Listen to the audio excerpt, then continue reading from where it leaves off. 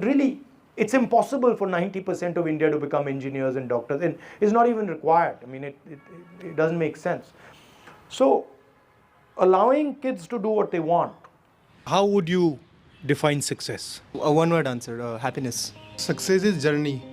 There is no stoppable in the success. Like anything which does for the betterment of the humanity, I would consider success. Which like anything which like helps people around me. I'd say a sense of fulfillment in whatever you're doing. So whatever your goals are, whatever your visions are, as long as you're happy in the journey and in the moment, I'd say that is a success for me.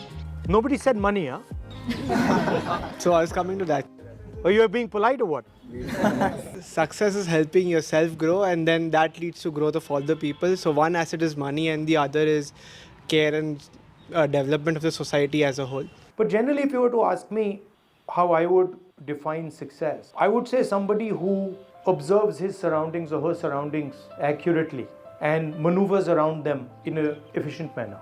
That would include things like dealing with fear, dealing with greed, dealing with anger, dealing with other people. That's how I would define success. So, considering your long interaction in politics, especially in Indian politics, we were wondering what were the issues that we focused on before when we started out, or like if, say 10 years back, and what are the issues that we are focusing on today? Or We, as in us, or me, or as the country? as the country, and also we would like to know that what do you think that we should focus more on? What should be part of the national conversation? So, in the Congress and the UPA, we generally believe that the resources should be distributed more fairly. Growth should be wider. In the BJP, they are more aggressive on growth, and they tend to believe that you can focus resources. They believe on what is in economic terms called trickle down. On the social front, we feel that the more harmonious society is, the less people are fighting, the better it is for the country. That would be, on the sort of social side. On the international relations front, probably be some differences with regards to the way we relate to other countries, but broadly it will be similar. Hello, sir. My name is Swapnanil. In the state of global unrest, what is your vision of what India's role should be when it comes to treading the line of non-alignment while at the same time promoting democracy overseas? So the single most important thing going forward is how India navigates this conflict between China and America. And really between the Americans and the Chinese, one key question is what is going to happen to India. This gives India a couple of things.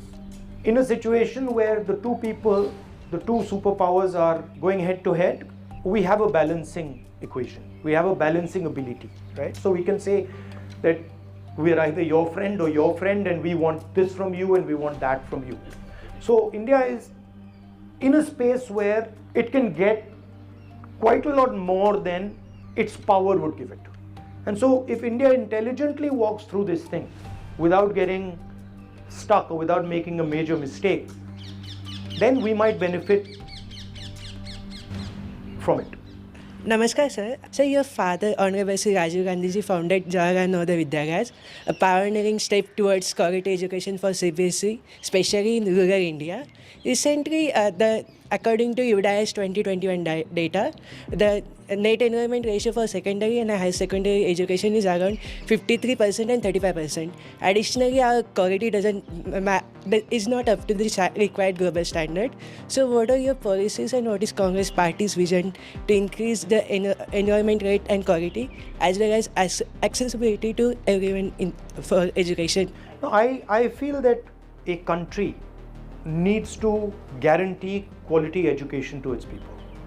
And I don't think that the best way to guarantee quality education to our people is to privatize everything. Because frankly, when you bring the sort of financial incentive into the game, you don't actually give a quality education. I mean, I've said this many times, the best institutions in our country are government institutions, yours being one of them, right? And so I argue for much more money being spent in education by governments. I also have serious problems with the way our education system is set up. I don't think our education system allows the imagination of our children to thrive. You might not agree with me, but I think it's a very restrictive system, top-down system, and I don't think it is broad enough, right? It's very narrow. I mean, I walked from Kanyakumari to Kashmir, and I must have spoken to thousands of kids and I asked them, what do you want to do? Lawyer, doctor, engineer, army. It can't be that there are only 5 things to do in this. But that's what our education system is pushing. That, success, as we said, success as far as our education system is concerned is if you're an engineer or a doctor, you join the IAS, IPS, or then you get into the forces. And really, that's just going to be 1% of our population. Maximum 2. 90% of our population is never going to do this, right? So the whole thing is geared towards this 1 or 2% who are going to become engineers, doctors, and then poor fellows, when they don't succeed, then they are, they're depressed and they're upset that I couldn't make it. But really, it's impossible for 90% of India to become engineers and doctors, and it's not even required. I mean, it doesn't make sense. So, allowing kids to do what they want and allowing them to experience and do multiple things. Our education system disregards many things. It undervalues many professions, overvalues these 4 or 5 professions, and then tells everybody, "Bhai, yahi karna hai." So those are the type of things I would change. What is one of the few important things that you would like to see change in the Indian higher education system? In India, but what I remember in the classroom was there's a very clear hierarchy. There's the teacher, and we are students. And that person has a role, and we have a role. And that person is going to basically tell us what he knows. So it's a very hierarchical structure, and knowledge is imparted straight down. And sometimes if the student says, I don't agree or I don't understand, the teacher will be like, listen, keep quiet. And if you do that too many times, he'll put you at the back of the class, and he'll like his 5-7 so-called, call them toppers or sidekicks or whatever, who will repeat what he says, right? The strength of the American system, which is that they will allow you to express yourself, they will allow you to engage with them, and they will broaden your vision. But where they completely fail and they're not interested at all is in the internal system. So they're very interested in what is outside you, the road, the tree, the animals, everything outside. But inside, they're zero. Literally, they don't even have a concept of it. Whereas in India, we might not be so good at the outside, but we are pretty good, especially our traditional systems are pretty good at introspection, looking inside, self-observation, right? And then we have certain basic principles here, ahimsa, truth, etc., that are very powerful but are not in our education system. Namaste sir, my name is Aman Modda. Sir, what is your vision about the research capabilities, especially in a research institute, considering there is a cut down in research fund and increase in the research consumable and in equipment, sir? In my view, innovation will come broadly from the act of production. The problem is that we are not actually producing. The innovation emerges from the act of production. Okay? So that's one problem. The second problem in India is that we don't respect labor. So we don't actually respect the act of production. We respect conceptual work.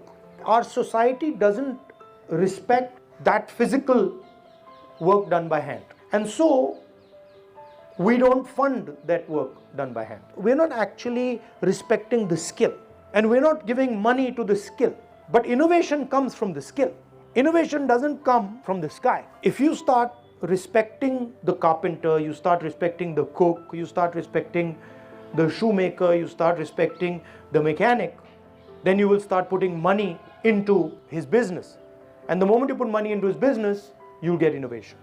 So I think one of the things that I want to push is moving more into the physical production space. So to me, really innovation comes from that space. Put as much money you want in R&D. If you're not actually producing the thing, it'll just be a budget. Thank you for coming.